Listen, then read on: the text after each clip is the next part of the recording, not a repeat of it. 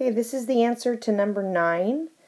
Mendel found that crossing wrinkle-seeded plants with pure round-seeded plants produced only round-seeded plants.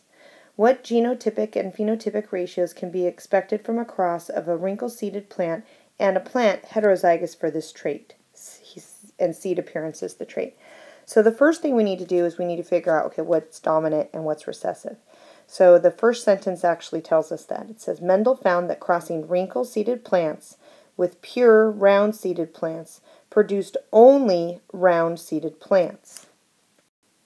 So that tells us that if the offspring of the cross between those two different traits produced only round-seeded plants, that round must be dominant and wrinkle must be recessive.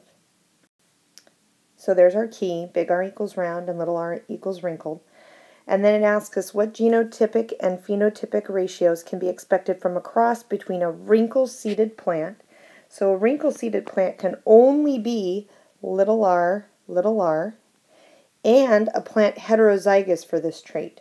So we know the other parent has to be big R, little r. So we go ahead and we fill in our Punnett square, and we end up with, as far as genotypes go, half of them being big R, little r, and the other half being little r, sorry, I put quarter, I mean half, that should say half, being little r.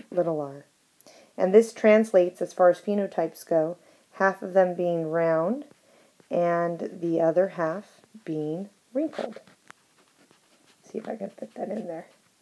Wrinkled. Okay, so that's the answer for number 9.